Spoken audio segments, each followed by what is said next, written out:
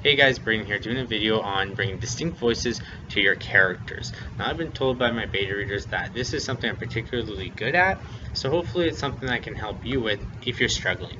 Where I started getting good at making distinct characters was early on in high school when I was first trying to take writing seriously. What I would do is I would base a lot of my characters on pre-made people from different fiction, a lot of the time from anime and or video games. So because it was anime, I would take, let's say, I don't know, Goku from Dragon Ball Z or Edward from Full Metal Alchemist, my favorite show ever. But combining these characters in this different world, I already have an automatic difference in their mannerisms and the way that they act and the way that they see things.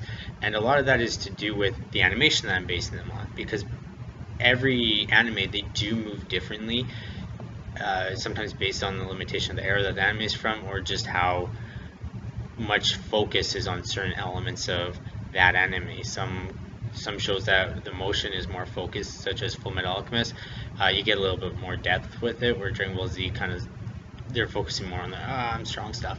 But anyways, that's where it started from. So going from that, doing a lot of that, I learned how to pick the stuff about characters I really liked and didn't like, and it eventually became very natural for me to decide how a character should behave in a certain situation.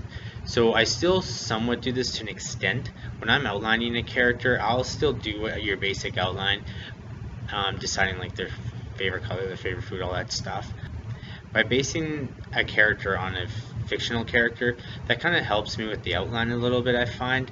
I still do the outline, and I'm not just ripping off the character, but it kind of gives me a starting ground. So I'll pick a character that I'm particularly interested in. I did that actually with my main character in my current manuscript, Distance Between Echoes, with Vala. So with Vala, I based her off a character from an old TV show that I watched that I really liked, but I gave her different situations. So because we're now in the year 2000, I decided to make her anorexic, which brought on stuff about her being bullied where the main character wasn't.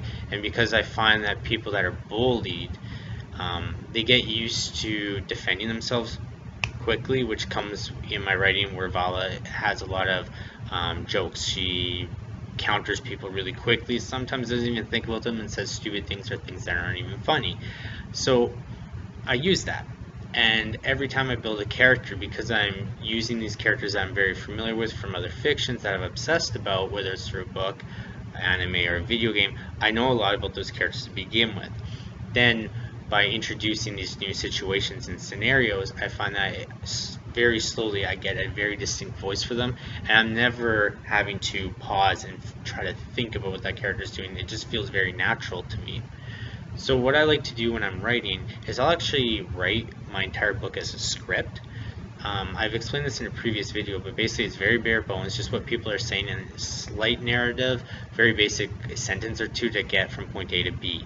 And then what I do is I go back and I do write it as a traditional book.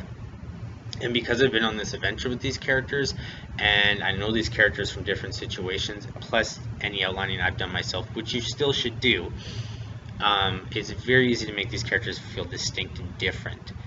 One thing I like to do with Vala is I actually have a rule with her. I'm not allowed to delete anything that she says.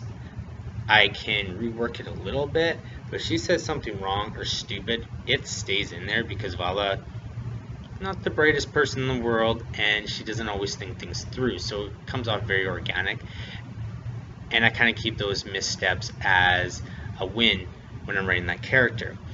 Then I have another character, Dawn, who is Dawn and Chica actually, who are very more serious characters, or they at least stop and think about what they're saying, and I definitely go back and change stuff that they say and re-edit it. And even by doing that, the characters feel very different from each other. Another thing I like to do to make my characters feel very distinct is I actually have a playlist of songs that I set aside for everything that I write, and I will title them based on the story, sometimes even by the particular person.